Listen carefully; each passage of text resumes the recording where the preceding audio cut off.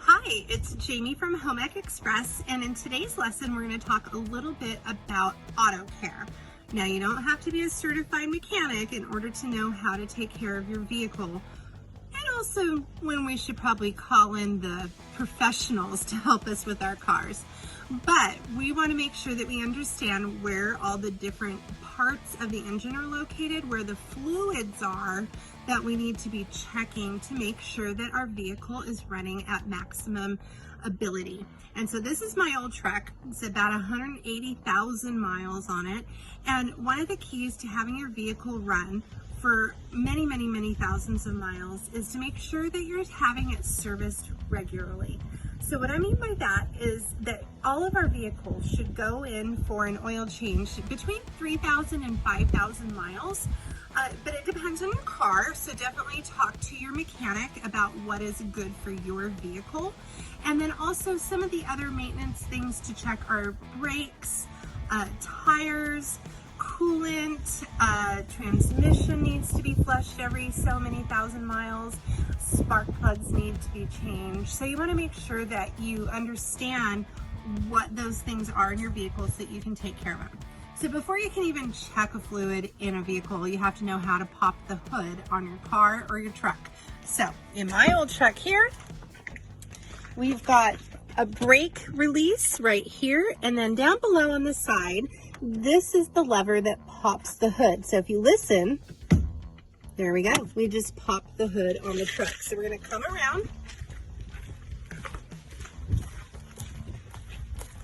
You come right here in the center, give it a lift, and right below there's a latch, releases it, and there's the engine of my big Ford F-150 truck at about 180,000 miles. It's still going, you guys.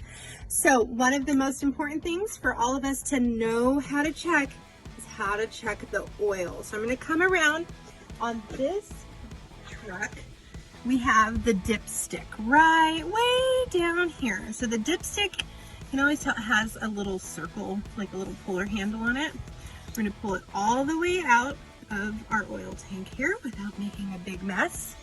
We want to take a look at it. Okay. And on our dipstick, there should be an engraving right there. I don't know if you guys can see it in the light. There's engravings of whether or not it has enough oil. So we want to make sure that it's above the hash marks right here. So we're going to wipe the dipstick clean with a little paper towel or an old rag, and that way it will give us a better reading as to whether or not we have the appropriate amount of oil in our car. So we're going to push it all the way down. There we go. You might get your hands a little dirty, so it's all the way down. Slowly pull it straight up. There we go.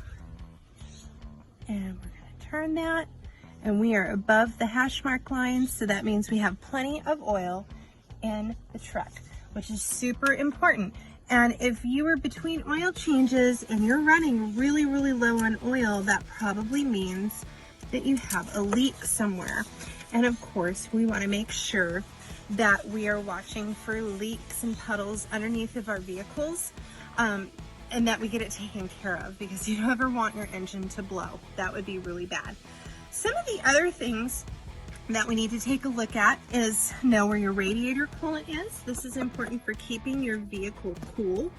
I believe this right here is my brake fluid there. There's a minimum maximum line on the side, and we're above the minimum, so that's really good. Right over here, this is my power steering fluid. Again, there's a minimum and a maximum line that tells you where the levels should be as far as the fluid. You don't want to get it to below the minimum, because you're going to have your vehicle make some really awful whining sounds, and it will also it will eventually dry out and you can't turn really smooth. So you don't want to let that go.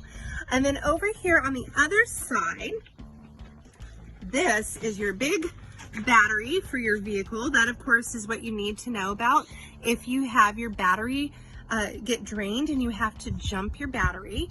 This is where it's located on my truck, but it's always going to be like this big box looking thing with the two, they almost look like big screws, I guess we could call it. And that way, if you ever have to jump your car, you know how to do that. And then of course we have washer fluid, and that is to run your windshield wipers. And this is where the oil goes in. Okay, that little Aladdin looking sign is the, tells you where the oil goes into the engine. So those are just some of the basics that we should all know and understand about a vehicle's engine, and making sure that we have enough fluids. If you're not sure where everything is located on your vehicle, make sure that you look in the owner's manual, and if you lost it, most likely you can find it online, so that you can locate these very important parts of the engine, and of course know when to go to your mechanic if you're having any leaks or sputters or anything like that. So that's it from Home Ec Express today. Make sure that you go to our website and subscribe at homeecexpress.com, or follow us on Instagram, Facebook, or Pinterest. Thanks a lot. Bye.